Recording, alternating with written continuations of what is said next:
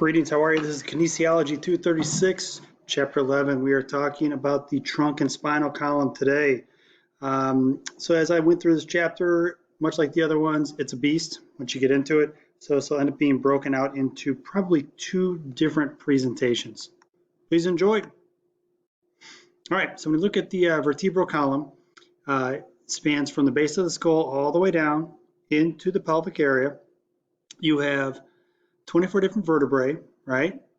Different 31 pairs of spinal nerves. And quite frankly, it is really where the majority of the communication happens between the peripheral nervous system and the central nervous system. And when you look at this area, some areas are super strong. Some areas have a ton of structure.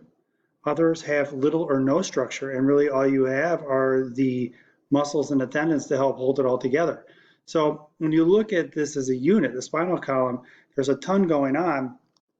And quite frankly, it's really, once you get into this profession, it's fascinating to work with clients who have different spinal issues and trying to resolve those issues because of the complexity. I'll kind of blow past this, but when you look at some of the musculature that's involved, some of it is quite frankly deep, not like just deep to another muscle, but I mean, it is deep to the spine, it's deep to the inner part of the body, and really you can't palpate at all. And to work with clients who might have deficiencies with some of these muscles, it's a challenge, right? Because you can't actually palpate and get your hands on them and show them and have them feel where these muscles are. So it requires a little bit of abstraction when you work with clients who might have some dysfunction with these muscles. With these muscles, part of them are used in contraction to help stabilize parts of the body and help stabilize the spine itself, but also there are muscles that are specifically utilized just for respiration. And when you look at these muscles, you have some that run completely on autopilot and others that come to the party and are more involved, if you will, I should say that, when you have an increase of activity levels. So if we break this out, you can look at four main regions of the spine: the cervical area up in the spine and the neck, up in the neck area, the thoracic region, which is here, the lumbar region, and then the sacral region. And for most people, if you look at this and how it lays out, they should have curvature of a spine, right? So this should curve towards the front, the anterior side of the body, should curve towards the posterior side of the body, this should curve towards the anterior side of the body, and this will be the posterior side of the body. So most people should have an S curve. What you'll find is there are different issues that people have, and they end up with issues in terms of curvature of the spine or scoliosis. Now, I've mentioned this in class, and I've talked about when you have somebody who comes in and they have a fusion, L5-S1, in this case more in the thoracic region, and you look at a person who has these two vertebrae fused. Now, if you think of a spine as something that's 100% functional from top to bottom in terms of mobility and ability to rotate, if you will, and ability to stabilize, if you think of this in terms of it's 100% for that unit and you fuse two of the vertebrae, some of that work has to be offloaded if you want to still consider this like a 100% functional unit. So what happens oftentimes when people have some type of fusion in the vertebrae, they'll end up having work that's being offloaded one level up or one level below. So if you have a client or a patient who comes in, they disclose to you that they've had some type of fused vertebrae procedure, you might want to take care and take note of that because they could end up having issues further upstream or downstream because of the reduction of mobility seen here. Just be aware of that and understand that. Think of this, when you think of the spine as 100% functional unit, if you take away part of the functionality, it's got to get offloaded somewhere else.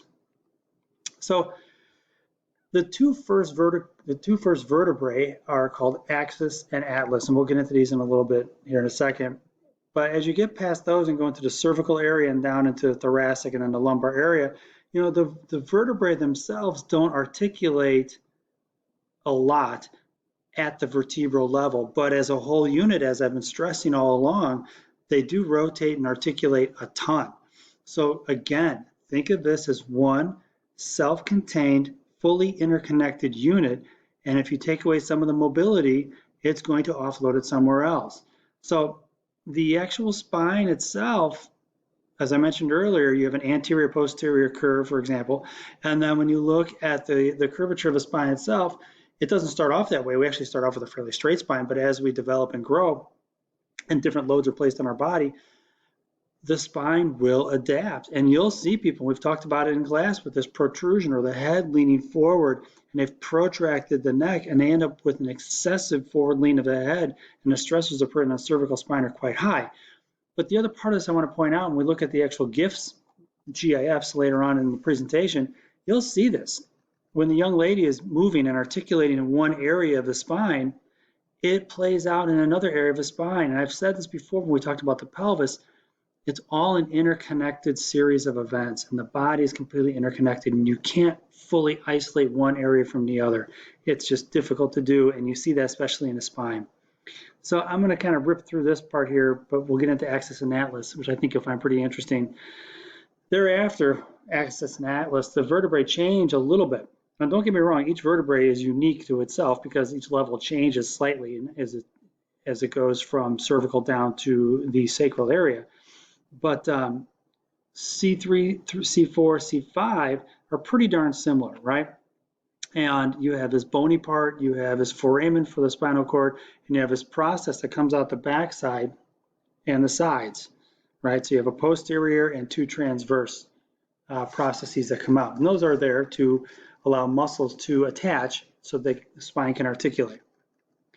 Now, I took the slides from the book and I inlaid some other pictures. When you think of Atlas, Atlas is this guy over here who's holding the world on his shoulders. I'm sure we all feel like that sometimes, but Atlas holds the world up. Axis is this vertebrae down here, and axis has a bony process called a dens, and that's really an axis or a pivot point. So the way this works is Atlas and axis, one would think, because the skull is rotating upon the dens, that this would be the first vertebrae, when in actuality, Atlas, by his name, is holding up the cranium, the skull, or if you want to think of the skull in terms of the globe, right? This is holding up the head of the skull, and this process here is what the skull articulates upon.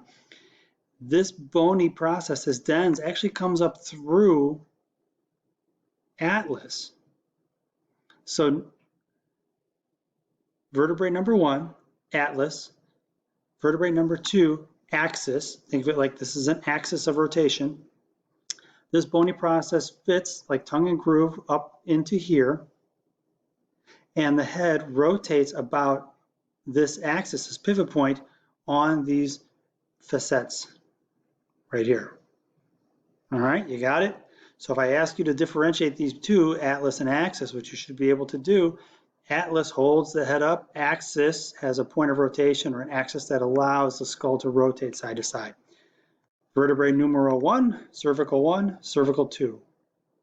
If we look a little bit further and we look at each of them as we go through this, and I mentioned that you're going to have slight differentiations between each vertebrae. Now granted, group to group to group, you'll notice the spiny processes are pretty much the same for the cervical, for the lumbar, for the sacral, etc. When you get deeper into your studies and you get to like 400, 500, you'll have to pick out the different vertebrae in the spine. For right now, I'm more interested in you just knowing the different levels. So the thoracic, when you look at them, for example, got this beefy kind of part here, got a beefy body, and notice the spinous process, how it angles. So if we go ahead and look at the lumbar, notice this spiny process in the body. See how those have changed from a thoracic to the lumbar region? And so if we compare those side by side by side, the cervical has a spiny process. The thoracic has a spiny process, but it's more at a more sloped angle. And then the lumbar has a beefier, kind of chunky spine to it.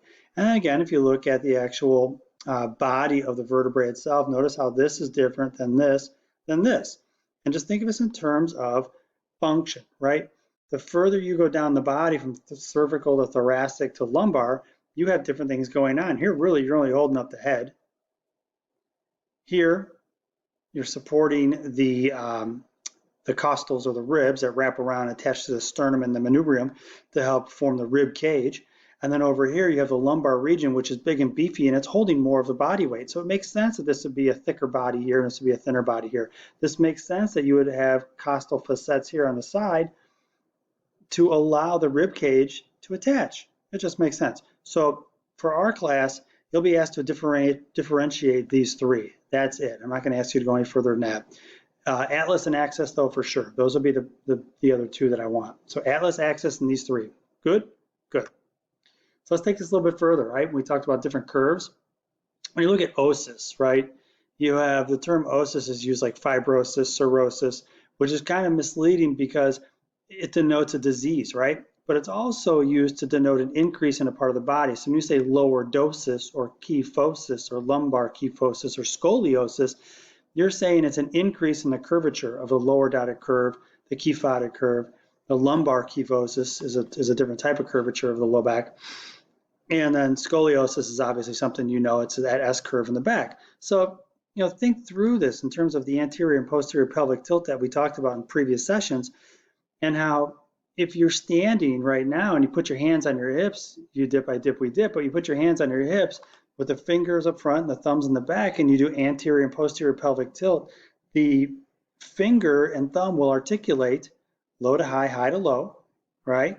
Think about the building blocks that are stacked upon the pelvis while you do that. So as you tilt the pelvis forward, going to anterior pelvic tilt, you'll end up with a greater lordotic curve. And we played around with this a little bit when laying on a bench. You'd have people who couldn't lay flat or couldn't get the arch out of their back. We asked that person to tilt their pelvis so it could flatten out the lower back. So again, realize that the pelvis and the spinal column, they work together. And if you have any type of pelvic tilt, you'll usually have either a greater or less lordotic curve depending upon the tilt. That translates further up into the thoracic region with a kyphosis, a roundness. Now, I'm sure you've seen this like a widow's hump or a dower's hump, where older people, as they get older and older and older, they tend to get more and more stooped over, and they end up with a very flat back, right, with a lumbar kyphosis, and they have a flat back and a very rounded back and are almost stooped over, and the head is coming forward as well. So think about with them, they're constantly trying to catch themselves and keep themselves from falling forward on their nose. So with those clients, and elderly clients in general, you almost have to re-educate them about where their body needs to be, because their body has lived in a certain place and a certain space for so long. They need re-education, but that re-education also comes with some work in terms of mobility, in terms of flexibility, and also strengthening. So I shot this video for you guys. It's about a minute, so I have enough time in this video. I broke out the lordosis, kyphosis, and lumbar kyphosis, and I also cropped this in from a previous session. So if you look at this guy getting his swivel on, my hips don't lie, and I tilt and tilt with my fingertip and my thumb on the hips, tilt, I tilt, you're looking at anterior, posterior pelvic tilt. And this would be anterior, posterior pelvic tilt, and I wore a gray belt on dark close so you can see this. It's a little bit too dark of a gray, but anterior, posterior from your side.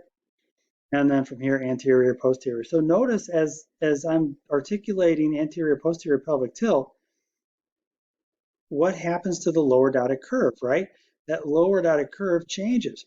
And same thing happens here when we have kyphosis, where you round forward in conjunction with a little bit of a lumbar kyphosis, and now, I'm sorry, lumbar kyphosis and lordosis. So realize, as this articulates, this will articulate and vice versa.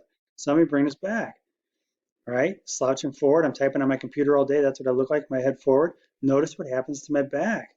That happens to many people who sit all day for work. You're going to have to get your hands on people and dig this out in the hips and work with them and get them to re-educate and get their body in the right position and go from this to this.